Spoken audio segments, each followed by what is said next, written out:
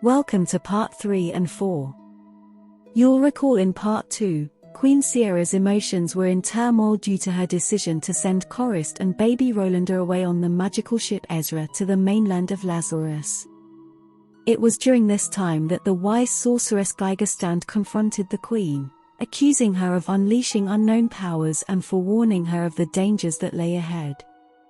Driven by her commitment to protect the kingdom, Queen Sierra vowed to uncover the truth while carrying the weight of her secret. The memory of King Snakey's anger and threats continued to haunt her, intensifying her fear and uncertainty. Nevertheless, the Queen remained determined to face the coming challenges, adapt to the circumstances, and safeguard her realm. There you have it, you are all caught up once again. Sit back, relax, and listen as we continue to follow more of Pirate Parker's adventures. Enjoy! Chapter 3. Earlier that evening, atop the Raven Spire Tower, the heavy winds carried the scent of salt from the nearby sea. Queen Sierra had been consumed by worries and doubts.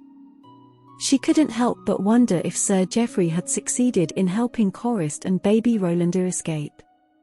Were they followed?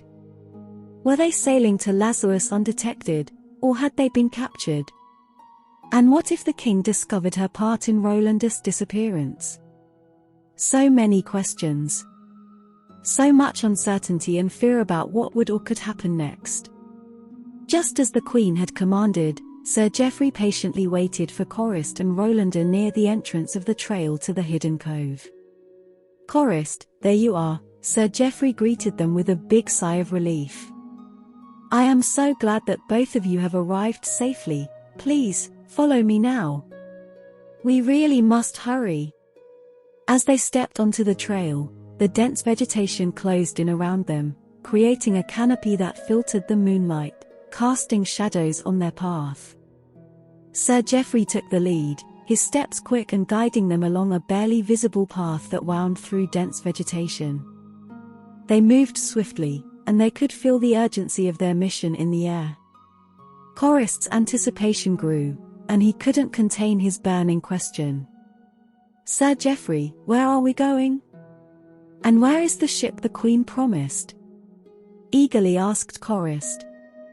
Glancing back quickly, Sir Geoffrey's face beamed with reassurance, his voice steady and determined. "We're headed to a secret location, a hidden cove where the magnificent ship Ezra awaits," he explained, his words carrying a sense of excitement. "Ezra is no ordinary ship. She possesses magical powers and will safely transport you and your son to Lazarus. Trust me, we're almost there, hurry." With each word, the urgency grew, urging them forward, their pace quickening as they drew closer to their destination. As they emerged from the dense vegetation, they stood in awe as the beautiful hidden cove came into view, bathed in the moon's soft glow. The ship Ezra gently floated before them, its dark brown wooden frame standing tall and proud, with 3 tall masts and sails as white as clouds. Choriste's eyes widened, and he couldn't help but share his amazement with Rolander. "Look, son," he said, filled with wonder and hope. "There it is, this ship will take us to our new life and is key to our future." With a renewed sense of purpose, Choriste tightly cradling baby Rolander followed Sir Geoffrey down a long narrow dock that led to the waiting ship. Sir Geoffrey gently placed his hand on the ship's hull and said, "Ezra, my old friend, I am pleased to introduce you to your new caretakers, Choriste and baby Rolander.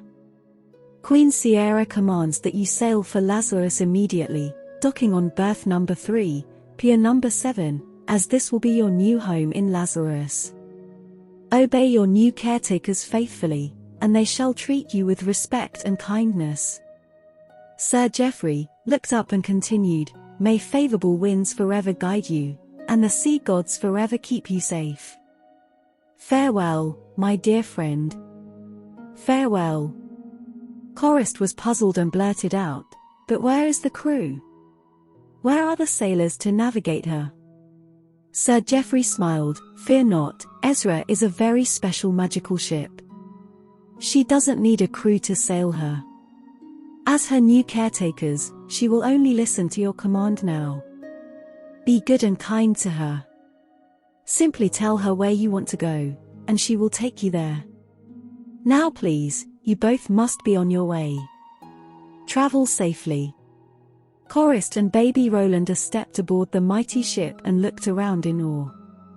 They bid farewell to their homeland of Digadigador with a mix of sadness and hope for a better life in Lazarus. Little did they know, an extraordinary surprise awaited them on their journey, a magical connection with a magical ship that was about to change both their lives forever. The magnificent ship Ezra was their new home and the vessel that would carry them to safety in Lazarus. As they left the hidden cove and headed for the open seas, Choriste gently rested his hand on the ship's wooden handrail and wondered what lay ahead for them in Lazarus.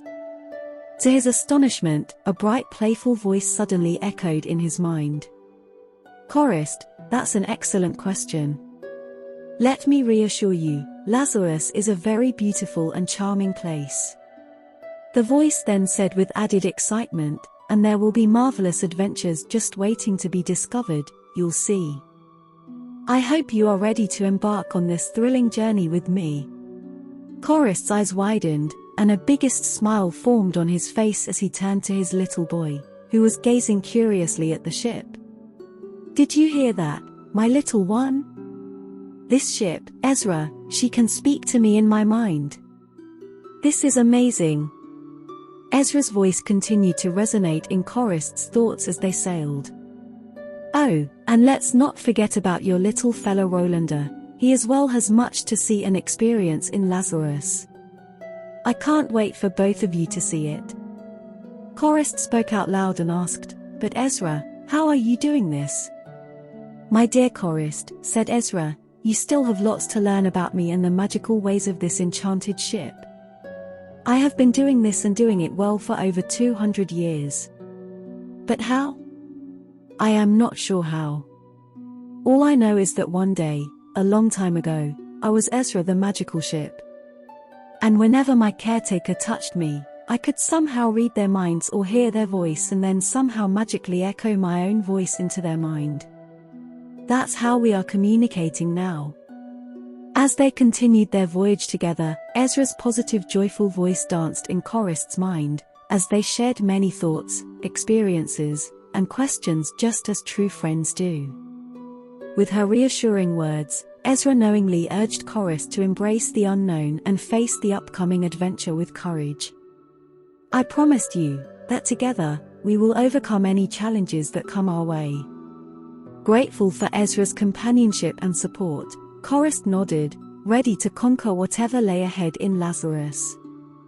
Their playful conversations and genuine sharing of feelings during their first adventure together formed an immediate bond, strengthening their new friendship and bringing them closer than ever before.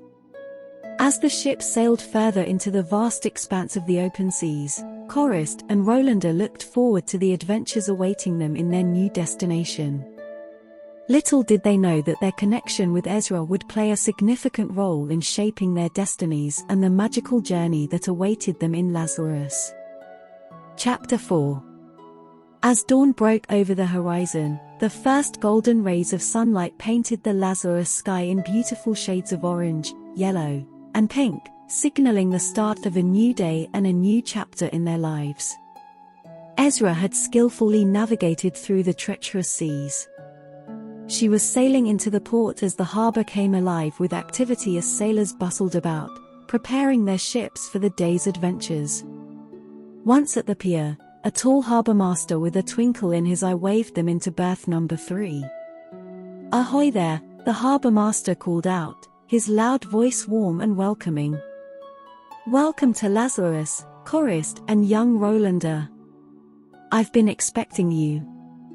I am glad you've made it safely, my young adventurers. Welcome to your new home. Choriste's face lit up with a wide smile. He disembarked the ship and with Alistair's help they secured Ezra to the dock. Thank you, sir. We've had an extraordinary journey, and we're excited to be here. The harbor master approached them, his footsteps echoing on the wooden planks of the pier. I'm Harbour Master Alistair, and it's a pleasure to meet you both. Then suddenly a skinny white cat jumped up and snuggled into his arms. Its white fur was soft and shiny, and when Alistair gently petted the cat's back, it started to purr softly. Alistair giggled and said with a smile, "Oh, let me introduce you to Soy. She's a stray. You'll see many cats here on the pier, but Soy is by far the smartest and my favorite." Choriste petted Soy softly and her tail began to move back and forth. "Ah, you see, she likes you Choriste and baby Rolander too," said Alistair. Choriste smiled and couldn't contain his curiosity any longer. "Alistair, what's it really like here? Is Lazarus a safe place, yes or no? Are the people friendly here, yes or no? Are there other magical ships like Ezra here, yes or no?" The harbour master chuckled softly, his eyes filled with wisdom. "Ah, Lazarus is indeed a land of enchantment, my young friend, and the people are friendly here. And while Ezra may be unique in her magical abilities, there are many marvelous ships and adventures waiting for you here." Alistair released Soy and put his arm around Choriste and added, "Lazarus is known for its bustling ports, friendly communities, and breathtaking landscapes. Lazarus is a land full of wonders and opportunities. I am not sure what circumstances brought you here to our shores, but I know you've come to the right place." Choriste glanced down at his son, a surge of love and determination filling his heart. "Rolander, my dear boy, I promise you, this is just the beginning of our grand adventure together. We'll make a home here in Lazarus, explore new places, and build a new life and have a bright future together." Harbour Master Alistair nodded approvingly. "That's the spirit, Choriste. I can see the strength and bravery within you, even a little wisdom brewing in you as well. Lazarus welcomes those who are ready to embrace new beginnings and create their own destinies." With each word spoken by Alistair, Choriste's excitement grew stronger. Lazarus was the place he had hoped for, a land full of possibilities where he could start anew and give Rolander a bright future far away from King Snakey. But sadly, as soon as he thought about King Snakey, Choriste's mood quickly changed.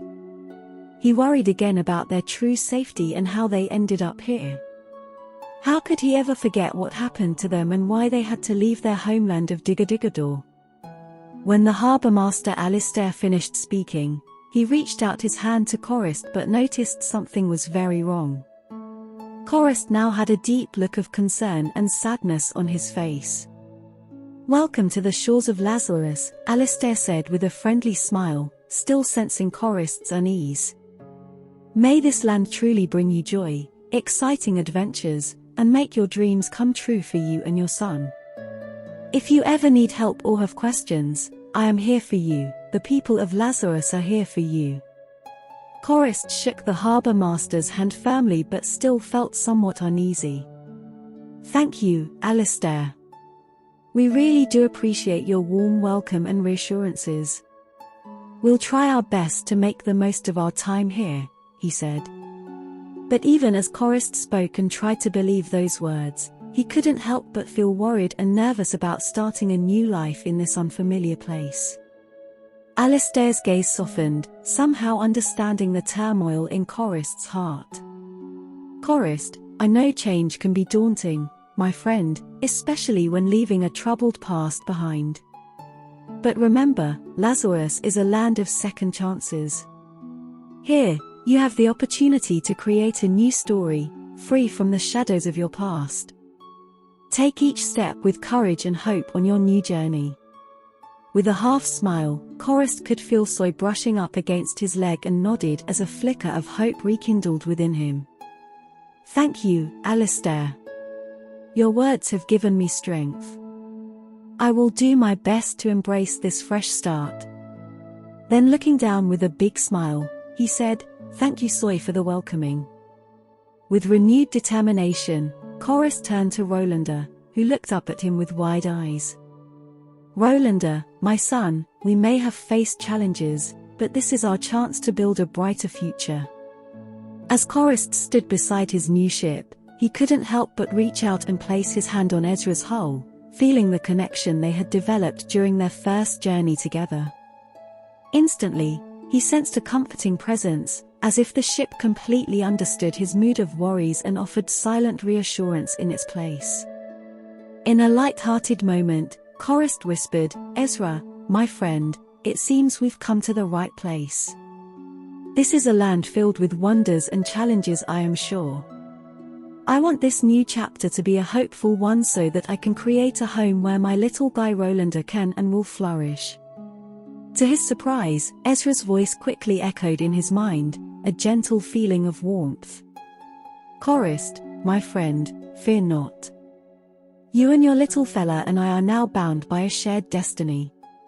As my new human caretakers, I shall guide you through the waters of adversity, and together, we will chart a course to a brighter future." Choriste's eyes welled up, his heart uplifted by Ezra's words. The magical connection they shared, along with the newfound ability to communicate, completely filled him with a sense of happiness, wonder and new companionship. Softly he whispered to Ezra, "This is no doubt a land of new beginnings." Choriste paused and lifted his little fella, Rolander, up against the backdrop of the bustling harbor and the rising morning sun. The vibrant rays painted a golden halo around them, as if the universe itself were blessing their journey. When Choriste spoke again, his voice carried the weight of true conviction and the spark of excitement. "Rolander, my dear boy," Choriste began, his words infused with love and hope, "let us embrace this land of new beginnings with open hearts and open minds. Together, we shall forge a path filled with adventures, discoveries, and endless possibilities.